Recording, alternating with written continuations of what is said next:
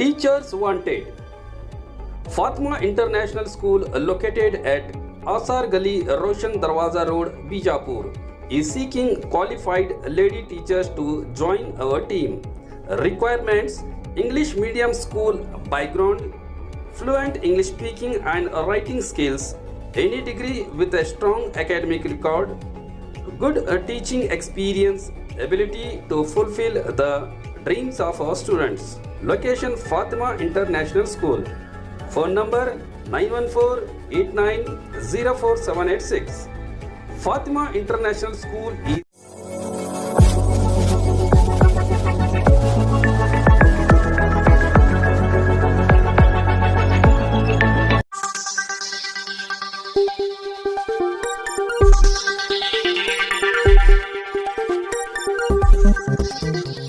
स्वागत है आपका यस न्यूज कर्नाटक एक्सप्रेस में। मैं आपके साथ सुफियान। बोलो भारत माता की ಭ್ರಷ್ಟ ಕಾಂಗ್ರೆಸ್ ಸರ್ಕಾರಕ್ಕೆ, ದಿನದ ಬೆಲೆ ಏರಿಕೆಯನ್ನು ಮಾಡುತ್ತಿರುವಂತಹ ಸರ್ಕಾರಕ್ಕೆ, ಗ್ಯಾರಂಟಿ ಹೆಸರಿನಿಂದ ಮೋಸ ಮಾಡುತ್ತಿರುವಂತಹ ಸರ್ಕಾರಕ್ಕೆ, ಯಾವತ್ತು ಬಿಜಾಪುರ ಜಿಲ್ಲೆಯ ಭಾರತೀಯ ಜನತಾ ಪಾರ್ಟಿಯ ನಮ್ಮ ಪಕ್ಷದ ಅಧ್ಯಕ್ಷರಾದಂತಹ ಶ್ರೀ ಆರ್.ಎಸ್. ಪಾಟೀಲ್ ರೇ, ಭಾರತೀಯ ಜನತಾ ಪಾರ್ಟಿಯ ಎಲ್ಲ ಜಿಲ್ಲಾ ಪದಾಧಿಕಾರಿಗಳೇ, ಎಲ್ಲ ಮೋರ್ಚಾ ಘಟಕಗಳ ಅಧ್ಯಕ್ಷರುಗಳೇ ಹಾಗೂ ಪದಾಧಿಕಾರಿಗಳೇ, ವಿಜಯಪುರ ನಗರದ ಅಧ್ಯಕ್ಷರೇ, ವಿಜಯಪುರ ನಗರದ ಎಲ್ಲ ಪದಾಧಿಕಾರಿಗಳೇ ಹಾಗೂ ನಮ್ಮ ಮಹಾನಗರ ಪಾಲಿಕೆ ಎಲ್ಲ ಗೌರವಾನ್ವಿತ ಸದಸ್ಯರುಗಳೇ, ಇಲ್ಲಿ ಕೇವಲ 24 ಗಂಟೆಯಲ್ಲಿ ಒಂದು ಕರೆ ಕೊಟ್ಟಿದ್ದಕ್ಕೆ ಇಷ್ಟು ಸಹಸ್ರಾರು ಸಂಖ್ಯೆಯಲ್ಲಿ ಸೇರಿದಂತ ವಿಜಯಪುರ ಜಿಲ್ಲೆಯ ಎಲ್ಲ ಮೂಲೆಯಿಂದ ಬಂದಂತ ಎಲ್ಲ ಭಾರತೀಯ ಜನತಾ ಪಾರ್ಟಿಯ ಕಾರ್ಯಕರ್ತ ಬಂಧು ಭಗಿನಿಯರೇ, ಮಾಧ್ಯಮದ ಮಿತ್ರರೇ, ಇವತ್ತು ಕರ್ನಾಟಕದಲ್ಲಿ 1 ವರ್ಷ ಆಯ್ತು ಗ್ಯಾರಂಟಿ ಗ್ಯಾರಂಟಿ ಗ್ಯಾರಂಟಿ ಅಂತ ಹೇಳಿ. ಗ್ಯಾರಂಟಿ ಮೇಲೆ ಕರ್ನಾಟಕದಲ್ಲಿ ಅಧಿಕಾರಕ್ಕೆ ಬಂದು ಜನರನ್ನ ಮೋಸ ಮಾಡಿ ಸುಮಾರು 136 ಕ್ಷೇತ್ರಗಳಲ್ಲಿ ಗೆದ್ದ ಮೇಲೆ ಲೋಕಸಭೆ ಚುನಾವಣೆವರೆಗೆ ಯಾವುದೇ ರೀತಿಯ ಬೆಲೆಗಳನ್ನ ಅವಾಗೂ ಏರಿಸಿದ್ರು. ಈಗಾಗಲೇ ನಮ್ಮ ರಾಜ್ಯಾಧ್ಯಕ್ಷರು ಹೇಳದಂಗೆ ಖಾಲಿ ನಮ್ಮ ಜಿಲ್ಲಾಧ್ಯಕ್ಷರು ಹೇಳದಂಗೆ ಇವತ್ತು ಮರಣ ಉತ್ತಾರೆ ಮ್ಯಾಗನೂ ಸಹ ಅದನ್ನ ಇದನ್ನ ತಗೋಬೇಕಾದ್ರೆ, ಒಂದು ಕಾಪಿ ತಗೋಬೇಕಾದ್ರೆ ಬೆಲೆ ಏರಿಸಿದ ಎಷ್ಟು ನಾಚಿಕೆ ಎಟ್ಟವ್ರು ಇರ್ಬೋದು. ಮರಣ ಉತ್ತಾರೆ ಪುಕ್ಕಟ್ ಕೊಡಬೇಕು, ಹುಟ್ಟಿದ ಉತ್ತಾರೆ ಪುಕ್ಕಟ್ ಕೊಡಬೇಕು, ಅದ್ರೂ ಸಹ ಟ್ಯಾಕ್ಸ್ ಹಾಕ್ತಾರಂದ್ರೆ ಹಿಂದೆ ಹಂಗ ಬ್ರಿಟಿಷರಿದ್ದಾಗ ಉಪ್ಪಿನ ಮ್ಯಾಗ ಟ್ಯಾಕ್ಸ್ ಹಾಕಿದ್ರಲ್ಲ, ಅದೇ ಮಾದರಿಯಲ್ಲಿ ಕಾಂಗ್ರೆಸ್ ಈ ರಾಜ್ಯದಲ್ಲಿ ಆಡಳಿತ ಮಾಡ್ತಾ ಇದೆ. ಅವ್ರು ಹೇಳ್ತಾ ಇದ್ರು, ನಾವು 5 ಕಿಲೋ 10 ಕಿಲೋ ಅಕ್ಕಿ ಕೊಡ್ತೀನಿ ಅಂದ್ರು, ಕೊಡ್ಲಿಲ್ಲ. 5 ಕಿಲೋದ ಅಟ್ಟೆ ರೊಕ್ಕ ಕೊಟ್ರು. ಇವತ್ತೇನು 2,000 ರೂಪಾಯಿ ನಮ್ಮ ಹೆಣ್ಮಕ್ಳು ಕೊಡೋಂಥದ್ದು ಸರಿಯಾಗಿ ಇನ್ನೂ ರೊಕ್ಕನೇ ಬರ್ತಾ ಇಲ್ಲ. ಇವತ್ತು ಮಹಿಳೆಯರಿಗೆ ನಾವು ಉಚಿತ ಬಸ್ ಅಂದ್ರು, ಅಲ್ಲಿ ಜಗಳ ಆಡುವುದು ನೋಡಿಬಿಟ್ರೆ ಇವತ್ತು ಹೇಳಕತ್ತಾರ. ನಾವು ನಿನ್ನೆ ಒಂದು ಕಮಿಟಿ ಮೀಟಿಂಗ್ನಾಗ ಹೋಗಿದ್ದೆ. ಇವತ್ತ ಬಹಳ ಮಹಿಳೆಯರಿಗೆ ಫ್ರೀ ಕೊಟ್ಟ ಮ್ಯಾಗ ಬಹಳ ಫಾಯ್ದೆ ಆಗೈತಿ KSRTCಗೆ ಅಧಿಕಾರಿಗಳು ಹೇಳಿದ್ರು. ನಾ ಹಂಗಾದ್ರೆ ಅಧಿಕಾರಿಗಳು ಹೇಳಿದೆ, ಮತ್ತೆ ಗಂಡಸರು ಇಟ್ಟು ಫ್ರೀ ಕೊಟ್ರೆ ಇನ್ನೂ ಡಬಲ್ ಫಾಯ್ದೆ ಆಗ್ತದಲ್ಲ. ಗಂಡಸರು ಏನ್ ಪಾಪ ಮಾಡ್ಯಾರ, ಕೊಡ್ರಿ, ನಮಗೂ ಕೊಟ್ರೆ ಲಾಭ ಆಗ್ತದೆ. ನಮಗ ಬೇಡ, ಬಡವರಿಗೆ ಯಾರು BPL ಕಾರ್ಡ್ ಅದಾರ ಅವ್ರಿಗೆ ಕೊಡ್ಬೇಕಾಗಿತ್ತು. ಅಂದ್ರೆ ಕೇವಲ ಹೆಣ್ಮಕ್ಳಿಗೆ ಕೊಟ್ಟು ಬಿಟ್ರಾಯ್ತು, ಮನ್ಯಾನು ಎಲ್ಲ ಊಟ ಹಾಕ್ಸ್ತಾರ ಅಂತ ಹೇಳಿ ಇವತ್ತೇನು ಸಂಚು ಮಾಡಿ ಗ್ಯಾರಂಟಿ ಆದ್ಮೇಲೆ ಬಂಧುಗಳೇ, ಈಗಾಗಲೇ ನಮ್ಮ ಜಿಲ್ಲಾಧ್ಯಕ್ಷ ಹೇಳದಂತೆ ಖಜಾನೆ ಖಾಲಿಯಾಗಿದೆ.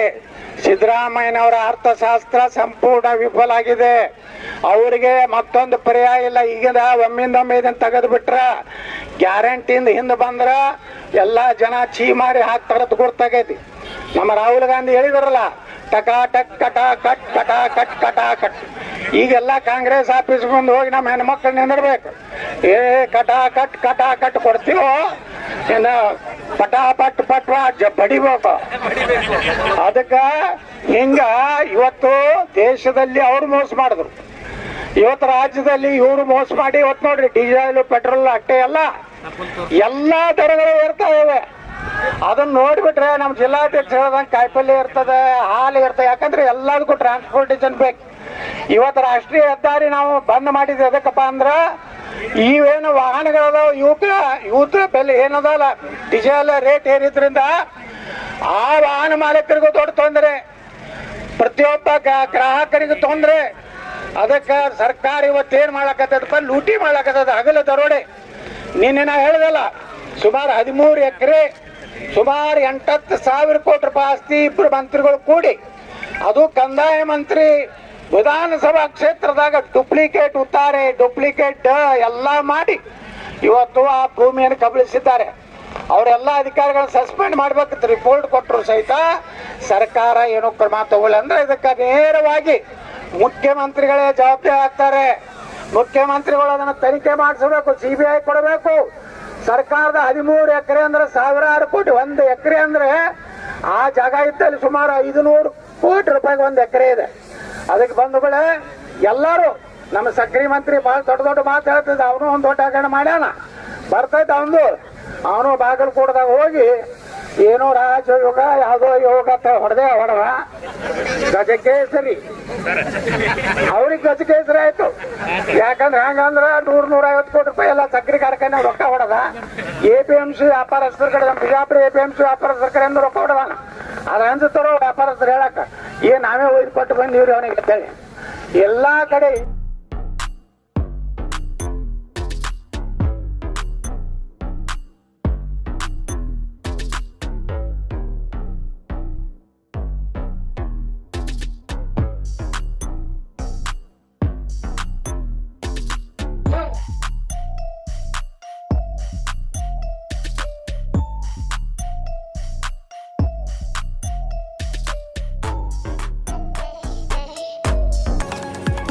APMC ಕಲೆಕ್ಷನ್ ಮಾಸ್ಟರ್ ಹೆಚ್ಚು ಕಾಂಗ್ರೆಸ್ನ ಮಂತ್ರಿಗಳೇನದಾರಲ್ಲ ಅವರೆಲ್ಲ ಅಕ್ರಮ ವ್ಯವಹಾರನಾಗ ಪಡ್ಬಿಟ್ಟಾರ. ನೋಡಿರತ್ತು ವಾಲ್ಮೀಕಿ ನಿಗಮದ್ದು 187 ಕೋಟಿ ರೂಪಾಯಿ ST ಜನಾಂಗದ ಅಭಿವೃದ್ಧಿಗಾಗಿ, SC ಜನಾಂಗದ ಅಭಿವೃದ್ಧಿಗಾಗಿರುವಂತ ನಮ್ಮ ಜಿಲ್ಲಾಧ್ಯಕ್ಷ ಹೇಳ್ದಂಗೆ ಸುಮಾರು 29,000 ಕೋಟಿ ರೂಪಾಯಿ ಇವತ್ತು ಗ್ಯಾರಂಟಿಗೆ ಹಾಕಿದ್ರು. ಇವತ್ತು ದಲಿತರಿಗಾಗಿ 6 ಕಾಲನಿಗಳಿಗೆ ಮಾಡೋ ರಸ್ತೆ ಇರ್ಬೋದು, ಅವ್ರಿಗೆ ಉದ್ಯೋಗ ಕೊಡುವಂಥದ್ದು, ವಾಹನ ಕೊಡುವಂಥದ್ದು ಎಲ್ಲ, ಗಂಗಾ ಕಲ್ಯಾಣ ಎಲ್ಲ ಬಂದಾಗ್ಬಿಟ್ಟಾವ್. ಯಾಕಂದ್ರೆ ಅದನ್ನೆಲ್ಲ ಗ್ಯಾರಂಟಿ ಹಾಕ್ಬಿಟ್ರು.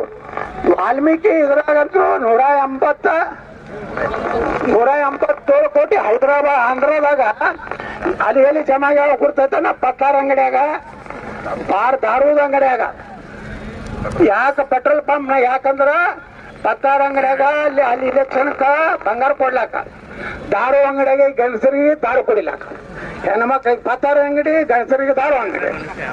ಇನ್ನೊಂದು ಜಮಾ ಆಗೈತ್ರಿ ಪೆಟ್ರೋಲ್ ಪಂಪ್ನ ಪೆಟ್ರೋಲ್ ವೆಹಿಕಲ್. ಮತ್ತ ಪ್ರಚಾರಕ್ಕ 9 ಖಾಸಗಿ ಫೇಕ್ ಕಂಪ್ನಿ ನೋಡ್ರಿ. SC ST ಬಗ್ಗೆ ಹೇಳ್ತಾರ, BJP ಅಧಿಕಾರಕ್ಕೆ ಬಂದ್ರ ಸಂವಿಧಾನ ಚೇಂಜ್ ಮಾಡ್ತಾರ ಅಂತೇಳಿ.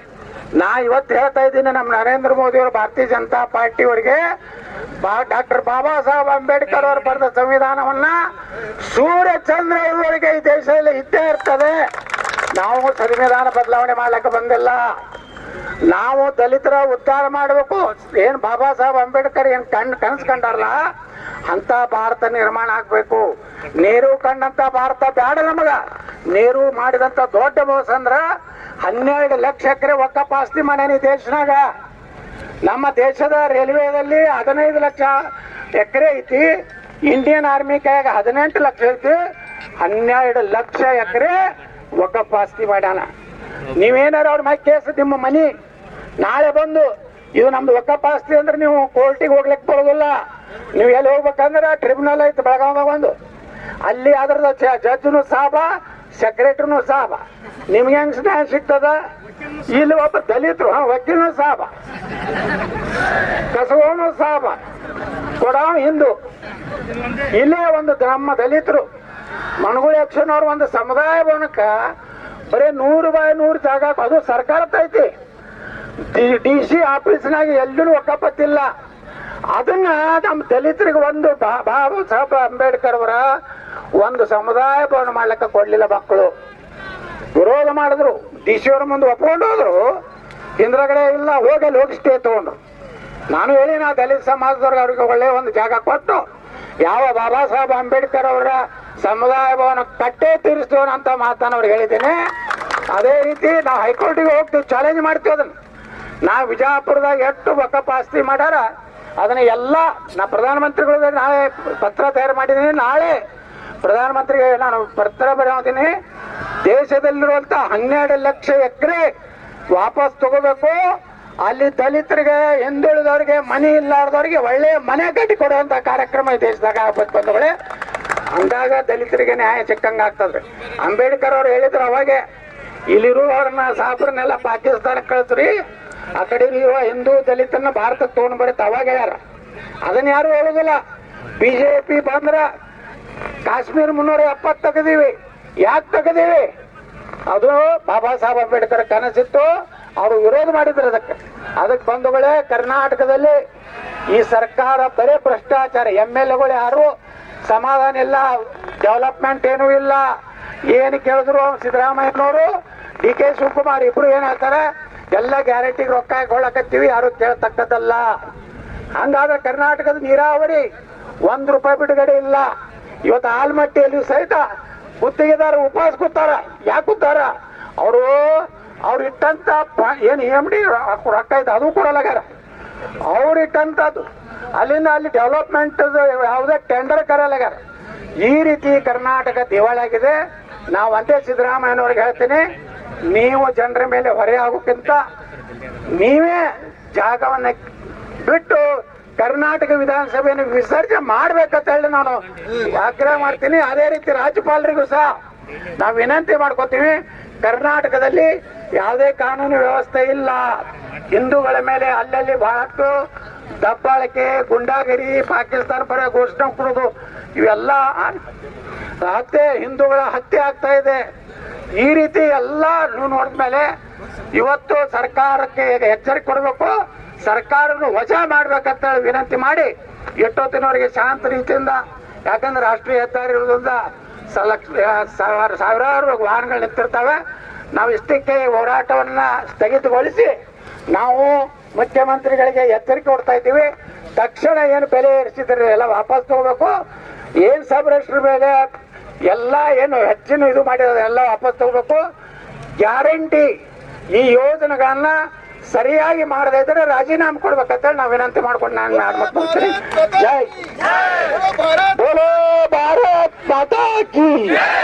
ಭ್ರಷ್ಟ ಕಾಂಗ್ರೆಸ್ ಸರ್ಕಾರಕ್ಕೆ, ಭಾರತೀಯ ಜನತಾ ಪಾರ್ಟಿಗೆ, ನಮ್ಮ ದೇಶದ ಪ್ರಧಾನಮಂತ್ರಿ ಶ್ರೀ ನರೇಂದ್ರ ಮೋದಿ ಅವರಿಗೆ.